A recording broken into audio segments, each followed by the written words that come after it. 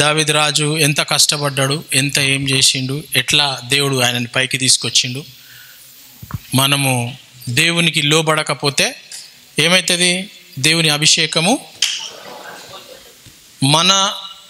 మన బదులు వేరే వాళ్ళు దేవుడు ఎన్నుకుంటాడు కదా. దేవుడు మనకు ఒక రెస్పాన్సిబిలిటీ, ఒక బాధ్యత ఇచ్చిండు అని అంటే దేవుని సువార్త చెప్పాలా.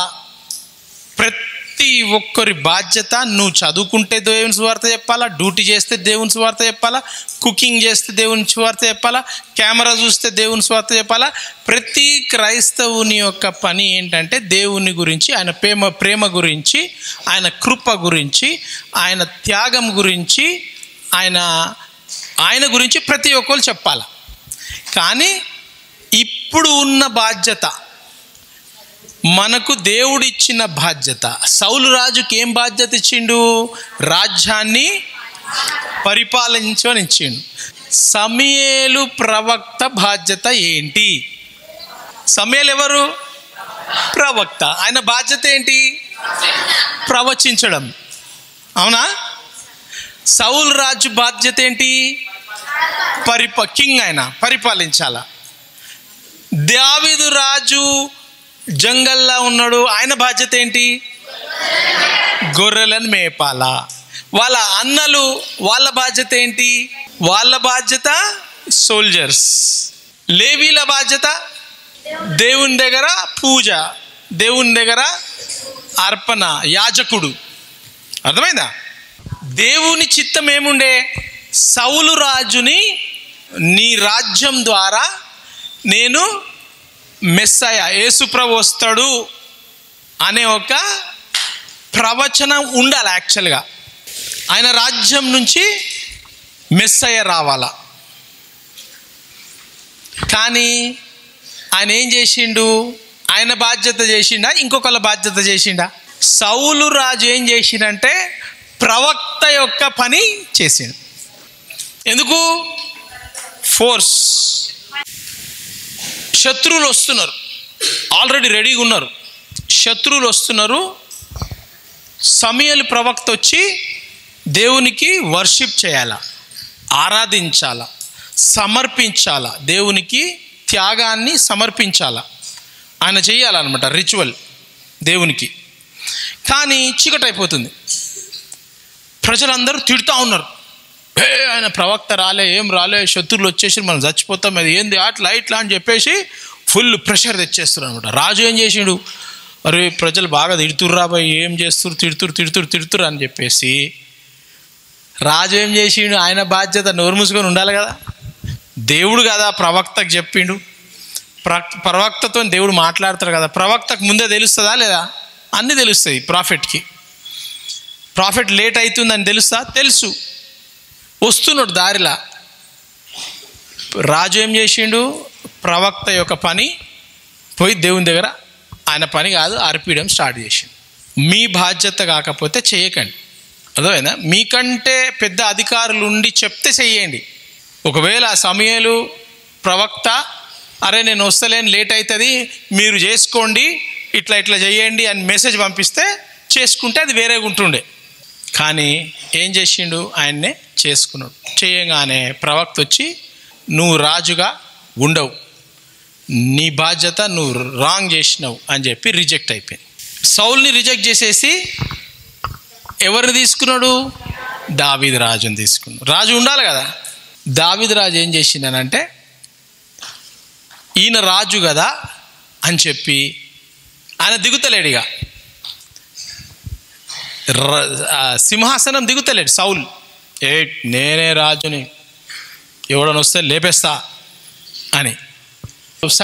సమూయేలు ప్రవక్త పోయి దేవుడు చెప్పిన ప్రకారం దావీదుని అభిషేకిస్తాడు. దావీదుని అభిషేకించిన తర్వాత సౌలు రాజుకు తెలుస్తుంది. సౌలు రాజు ఏం చేస్తున్నాడు? సౌలు రాజు నా తర్వాత ఎవరు రాజు ఉండాలా? నా కొడుకు ఉండాలా, నా తర్వాత నా కొడుకు ఉండాలి. ఆడెవడో గొర్రెలు కాపరి అంట, ఆ గొర్రెలు కాపరి నా కొడుకు బదులు గొర్రెల కాపరి వచ్చి నా దగ్గర కూర్చుంటాడా అని అని లేపేస్తే అయిపోతుంది కదా, నా కొడుకు ఉండిపోతాడు. ఇక అందరికి భయం అయిపోతుంది. రాజు ఏం చేసిండు, దావీది ఒక ఖతం చేసేసేయాలని చెప్పి ప్లాన్ చేసిండు. దావీద్కి బెస్ట్ ఫ్రెండ్ ఎవరు? జోనాథన్ ఎవరు? సౌల్ రాజు కొడుకు. రాజు ఎవరు కావాలా? సౌల్ తర్వాత రాజు ఎవరు కావాలా? జోనాథాను రాజు కావాలా. బెస్ట్ ఫ్రెండ్స్ ఎవరు? దావీదు, జోనాథాను బెస్ట్ ఫ్రెండ్స్. బెస్ట్ ఫ్రెండ్స్ అంటే ఆత్మీయంగా, పరిశుద్ధంగా బెస్ట్ ఫ్రెండ్స్ దావీదు, జోనాథాన్.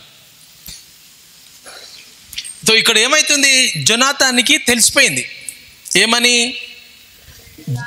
దేవుడు నువ్వు నా ఫ్రెండ్ కదా, నిన్ను అభిషేకించిండు, నువ్వు రాజు కాబోతున్నావు, నేను రాజు కాను అని వాళ్ళ డాడీకి సౌల్కి దావీద్ గురించి రాంగ్ ఇన్ఫర్మేషన్ ఇస్తుండే.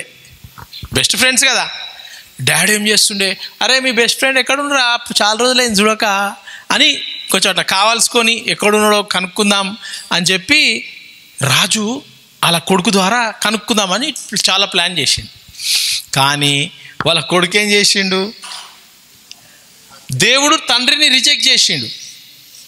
తండ్రిని రిజెక్ట్ చేస్తే మనం దేవునికి సపోర్ట్ చేయాలనా, తండ్రికి సపోర్ట్ చేయాలనా?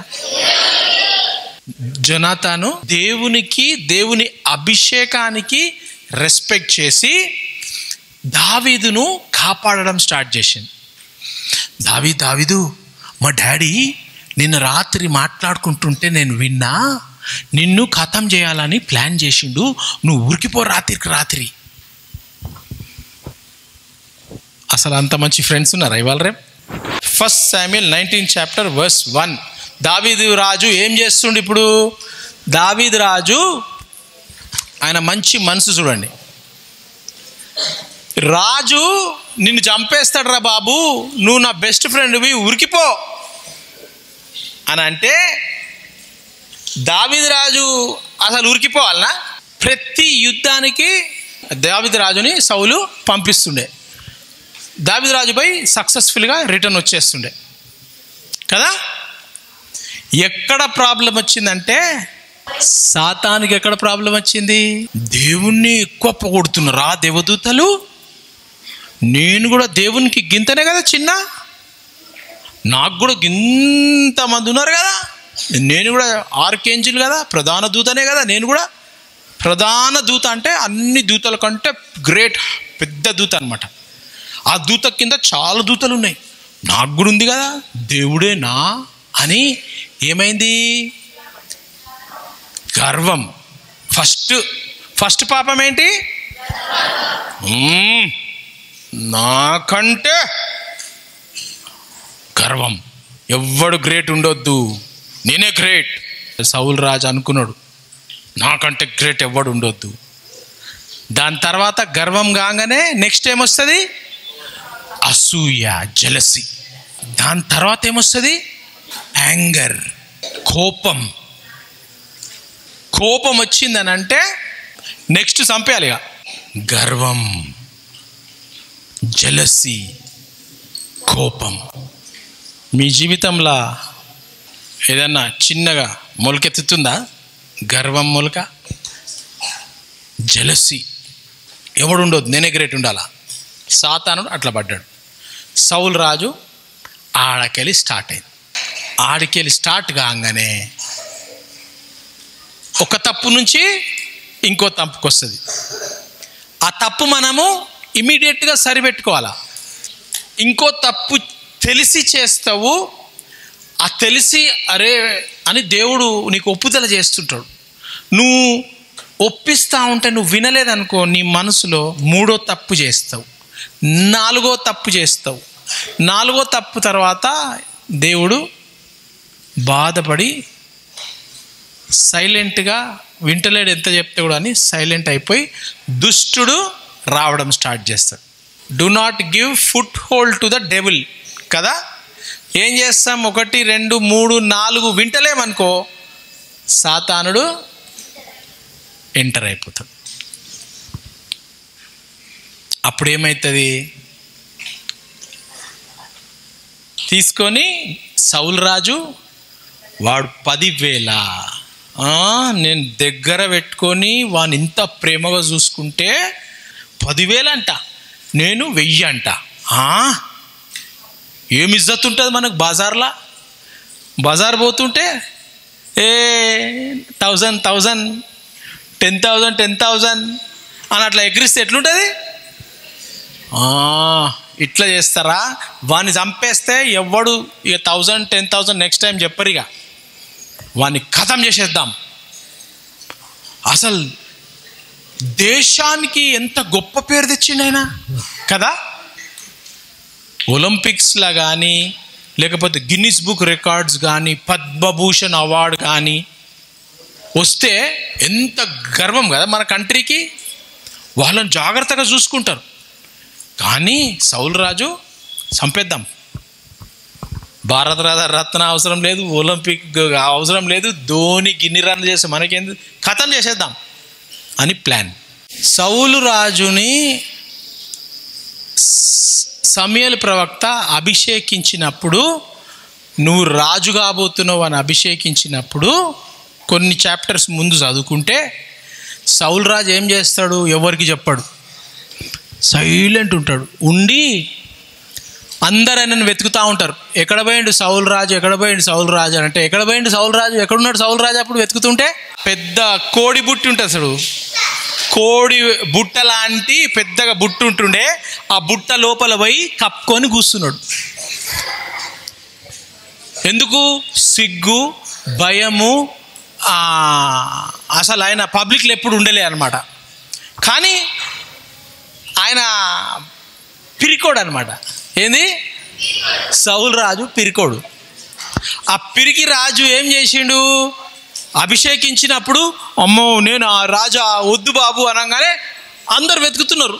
ఆ బుట్ట కొంచెం వేరేగా ఉందని చూసి లేస్తే వద్దు వద్దు వద్దు నేను వద్దు వద్దు, ఈడ కూర్చుండు రాజుడ కూర్చుండు రాజుడ కూర్చుండు, నేను రాజు కాదు నేను రాజు కాదు నేను రాజు కాదు. సౌలు రాజు చాలా పిరికోడు ఉండే సౌలు రాజు. ఇంకోటి, దావీదు రాజు సౌలు రాజు గొప్పోడా పవర్ఫుల్లా చెప్తున్నా. గొలియాత్ వస్తే సౌలు రాజు ఎక్కడున్నాడు? లోపల కూర్చున్నాడు. కూర్చున్నా? దావీదు రాజు ఎక్కడున్నాడు? అరే నన్ను పంపేయండి ముంగటికి అంటుండా లేదా? వాళ్ళ అన్నలు వాళ్ళ సైనికులు అందరూ భయపడి దూరం ఉన్నారు. ఇజ్రాయెల్ సైనికులు అందరు భయపడి దూరం ఉన్నారు. దావీదేమంటాడు? అరే నేను ఆర్మీలో లేను భయ్, కానీ వాడిని ఇట్లా తీసేస్తా 1 minute నన్ను పంపిరి అన్నట్టు పంపిస్తలేరు ఆయన. సౌలు రాజు బుట్ట కింద వండుకున్నాడు. దావీదు రాజు ఎక్కడున్నాడు? జంగల్లా పెద్ద పులులు, గుడ్డేలుగులు, నక్కలు, సింహాలతోని రాత్రి పగలు జంగల్లో ఉన్నాడు. జంగల్లో దాసుకోవచ్చా? ఆ చిరుతపులి కూడా ఎక్కుతుంది, ఏడ దాచుకుంటావు ఏడ దాచుకోనికి ఉండదు ఆడ. ఓకేనా? ఇప్పుడు సౌలు రాజు దావీదుని అనుకుంటున్నా.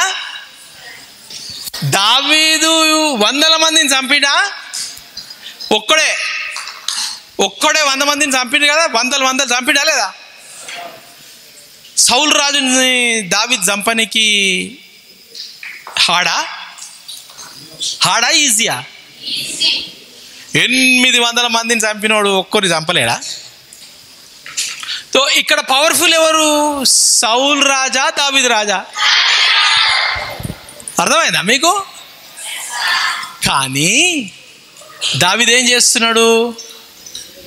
సౌలు రాజు నుంచి పారిపోతుండు. ఎందుకు పారిపోతున్నాడంటే ఒకటి అంటాడు దావీదు రాజు, ఆయన మీద అభిషేకము దేవుడు అభిషేకించిండు, నేను చంపను. ఏంటి? నేను చంపను, ఆయన గురించి బ్యాడ్ మాట్లాడా. సౌలు తప్పు చేస్తుండా? 2 సార్లు ఎట్టి కొట్టేసిండు దావీదును. అదేమంటారు, బల్లెమంటారా, వేసి గుద్దేస్తే టక్మ ఇట్లా తప్పుకున్నాడు. అది పోయి గోడకు తాకింది, ఉరికిపోయింది ఇక దావీదు రాజు.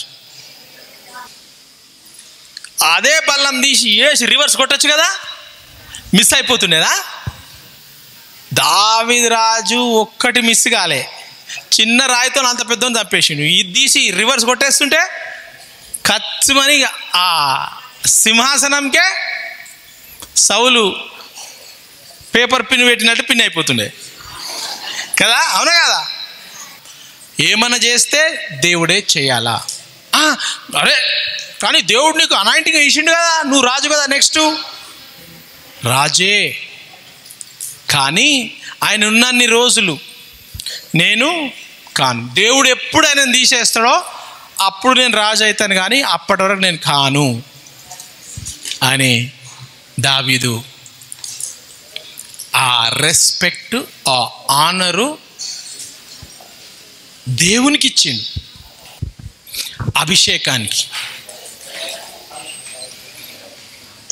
గర్వం ఏం చేస్తుంది? అసూయ, జెలసీ, యాంగర్, కోపం. యాంగర్ వచ్చిందంటే అవునా, మనకు మన జీవితంలో ఎవరన్నా కొడితే యాంగర్ ప్రాబ్లం కాదు, గర్వం ప్రాబ్లం, జెలసీ ప్రాబ్లం. అర్థమవుతుందా?